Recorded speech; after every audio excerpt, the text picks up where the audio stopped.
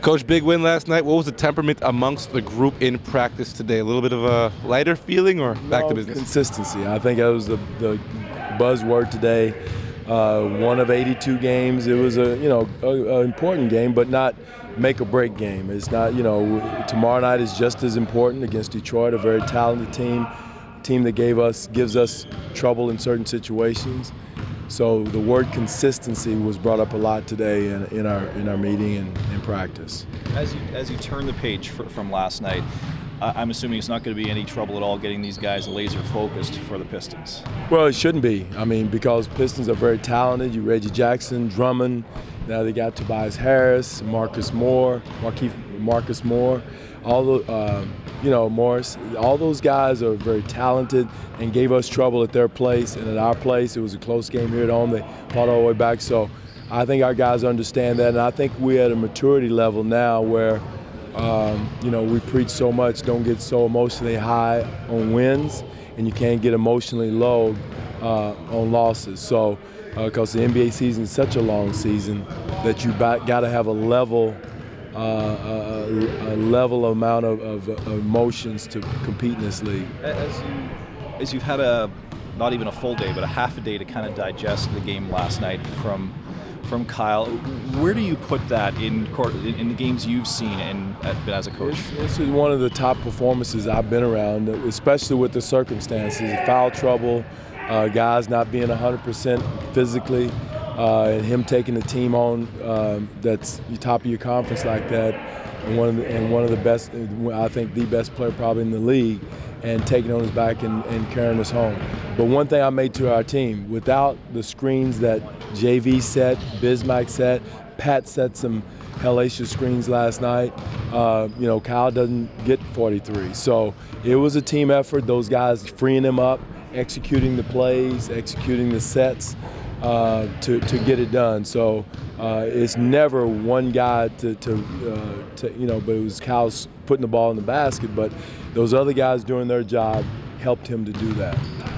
Tobias Harris, one of the better cutters backdoor away from the ball. How does he change what the Pistons are capable of doing now? Well, he gives them more speed and athleticism, more so than Ilyasova, a guy that's bouncier, juicier, liver legs, tremendous athlete, can swing between the 3 and the 4. Just quicker. It gives them some more quickness, more so than Ilyasova gave them. So that's something that I see that's changed, that helps them from the defensive end and the offensive end. You mentioned that level-headedness earlier that we've seen from you for years, not getting too high after wins, not getting too low after losses. Are you starting to hear that kind of mentality, that mindset more from the players as time goes on, as that sort of transition to the locker room? Well, yeah, that's, we've been preaching it for a while. And now when you hear players talk about it and convey it, I think that shows a level of maturity or where your team is together, you're tied together.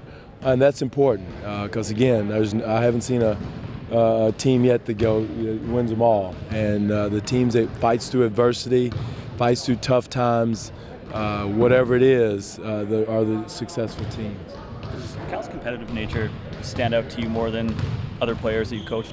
Well, it's up there because, I always compare him to Gary Payton's. I don't know if he's at Gary's level, but he's pretty close. Kevin Garnett is another competitor that I coach that's up there. Jason Kidd is a quiet competitor, but he's had a lot of fire in his belly.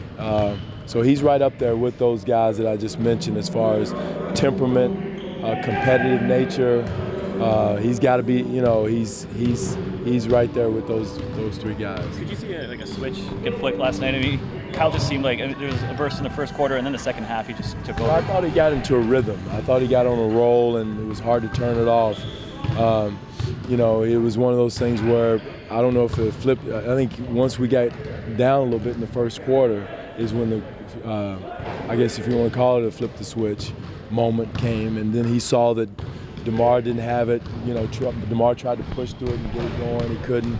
And once he saw nobody else really had it going, I think he said, okay, now I've got to put it on my shoulders. But even on top of that, I thought Kyle made good decisions of helping. He made a couple of roll passes to JV and Biz, which were huge. So it wasn't like he was just going out there just gunning them up. He was making the right basketball plays.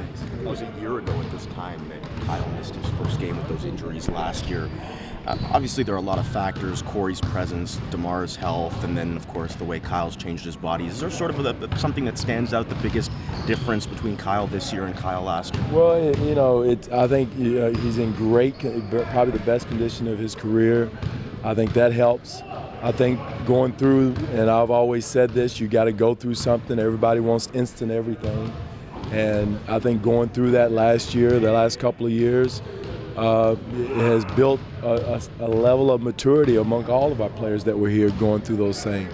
Again, people forget we were one shot away from going to the second round the first year, but we conveniently forget that, and our guys haven't forgot it.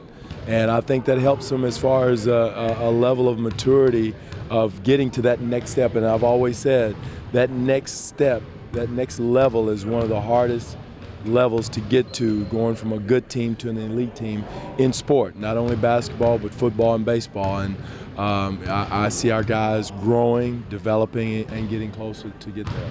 A lot of players wouldn't have played the other night when he had 31, or even last night especially. Were you impressed with DeMar playing through that? I mean, it was. Yeah, right. No, they don't. He tried to come out and go through it. I commend him for that. The number one thing, I didn't want him spreading it around.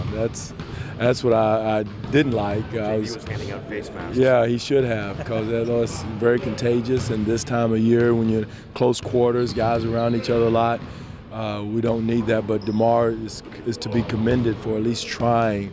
I thought Corey had some of it beginning, and he came out and tried. So, but again, you don't want them to be heroes and spread it around. And it's that time of year, for everybody. He's better, but not 100%. So we'll see where he is. Do you ever tell guys to stay home from practice? Yeah, I've done that before. Did you do that with DeMar? I'll keep that to ourselves. Some things we'll keep to ourselves. Did you have any concern about DeMar for making the trip? Will you play against Detroit? No, I will see. We'll see where he is, how he feels.